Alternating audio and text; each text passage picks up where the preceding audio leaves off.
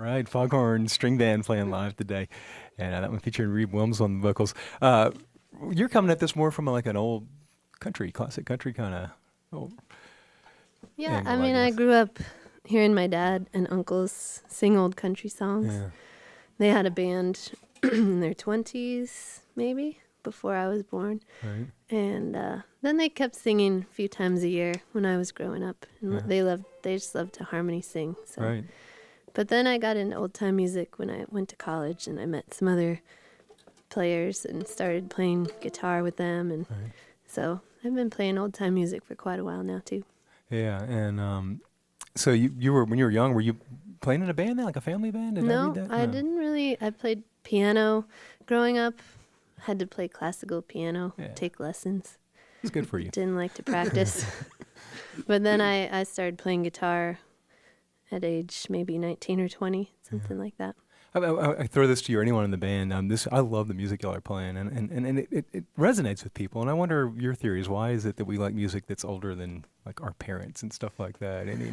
What is it that still connects to people? It's been vetted. It's been Yeah, got rid of the bad stuff, huh? Yeah, I don't know. We talk about that a lot. What makes a song or a tune or a type of music timeless? Yeah. I don't know. It's still relevant, I guess. That's what makes it timeless. We still like it. It's made it through the ages. Yeah. I don't know. I come to think of our friend Dirk Powell was saying one time that some music people are so excited and in awe and thinking, wow, I could never do this. But with old time music, it's not really hard.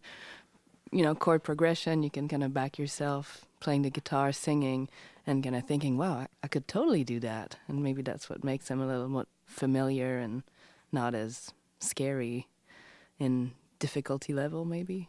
You know where I live. I mean, you can go into any number of places on a Saturday night, and there's a little old-time picking party going on. And some people aren't really musicians all that much, but they got a guitar, they got a fiddle. There's a valid point.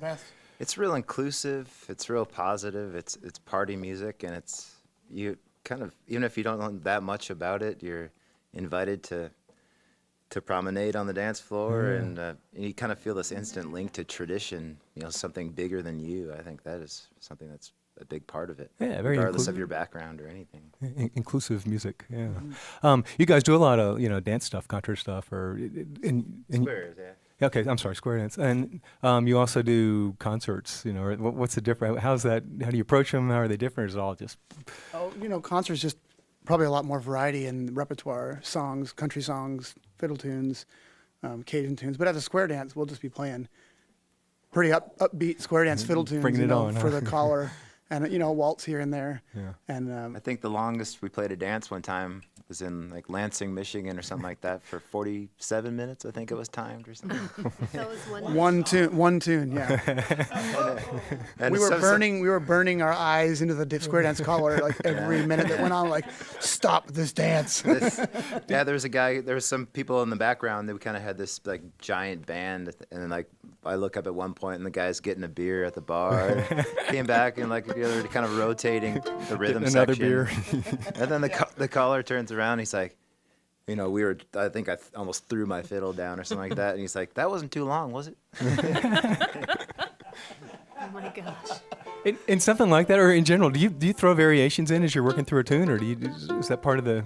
Oh, yeah, within the melody, but we Yeah. don't do we typically don't do medleys like you'd hear in a typical contra dance set. This is your song, folks. So yeah, we just kind of we milk the tune as much as we can, I guess. Yeah.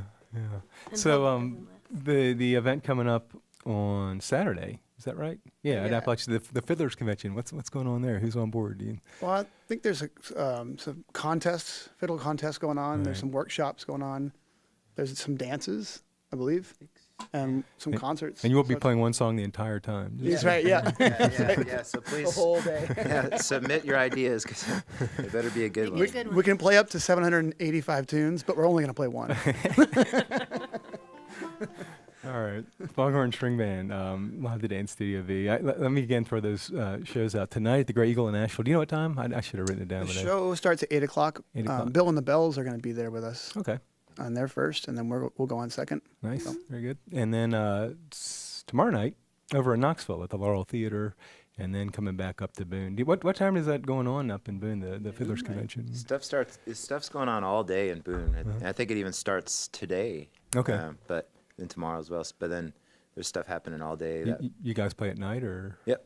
Sweet. Legends. Yeah. and we're doing some workshops. You doing a workshop? I think we're still not quite exactly clear. Yeah. But we're going to be part We'll of be it. there. I noticed. I mean, you're out in the Northwest, or I guess you're parts beyond now. But you always seem to come into this part of the Southeast. You seem to tour through here. Is there, this is kind of ground zero for a lot of this music, I guess. Yeah, I mean, we've made some good friends out here, and it is ground zero, and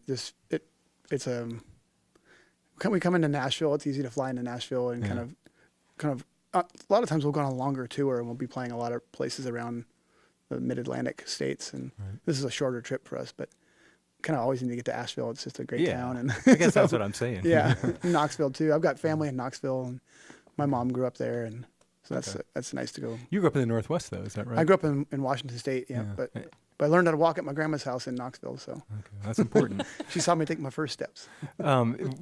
The Northwest, there's a really strong old time scene there. I wonder if you could, how's that compare to where we are here now? What's your sense? Oh, it's way better than where we are now. Here, I'm just kidding. Sorry, no, it's strong. I think 10 to 12 years ago, Portland was a much cheaper place to live than it is now, and a lot of people, artists, musicians of all sorts, flocked there to live really cheaply, and old time music and kind of DIY kind of energy was really going on strong in Portland there, and I think it really brought in a lot of people. And Foghorn Stringband was going, and the Portland Old Time Gathering got started, and just a lot of energy kind of snowballed. You can't pinpoint it on any one thing necessarily, but a lot of energy came together, and Isn't that cool how something just sort of bubbles up? it's amazing. And now if you look at it, there's an old time fiddle festival in L.A. There was bastion of right. There's one in Eugene, Oregon. There's one in Portland, Oregon. There's one in Olympia. There's one in Berkeley. There's one in Vancouver, Canada. Yeah. So it's like there wasn't 10 years ago. Yeah. There was one in Portland. Do you ever look at yourselves and go, we were sort of at the front of that, or do you feel like? I think we were definitely a big part of that. Like I said, there's more than one component to all that, but Foghorn was there for the first ones, and people we know closely were really involved in kicking those festivals off. So we need to get another song, but something that amazing to me is that some people maybe who aren't all that into old time per se, like for some reason they know you guys. What did you do that sort of seemed to maybe reach across a line and tap into a larger audience? Well, we didn't follow all the rules that you're supposed to follow. Okay. I mean, I remember when I first started playing, people said, "Oh, there's no place for mandolin in this kind of music." Yeah. And that they wouldn't even call they would just call a banjo that had a resonator on it a bluegrass banjo, and an open back banjo was an old time banjo, and all those things are just made up rules. And, and our first record came out and it was picking resonator banjo and mandolin on it, so it kind of miffed people. But then just because it was a different sound, but it was a different modern sound. But you go back to old recordings and there's pick and banjo all over the place, and mandolins and accordions and all this. They kind weren't of stuff. following rules, were they? Exactly. I think so. That really maybe comes across is that we were just friends playing music and all learning the music together and working on the tunes. Really, like we were really working hard on the tunes and trying to figure out, and mostly just because it was fun to hang out together and play music and play dances and include everybody. We all liked singing too, so we brought in a lot of songs. And I mean, a lot of old time bands do bring in songs, but some wouldn't. I think for a while it was hard for us to get a gig at a festival because an old time band just sat there and looked at their toes, and but we actually sang songs and looked up, and I mean that's just a kind of a stereotype, but we like we just liked singing, we just did, and we liked all kinds of stuff, and I liked the country songs. I was writing songs too, but we just kind of bringing in all parts. And it was of a that. good environment to be, talking about a lot of people moving to Portland. We played a free square dance once a month.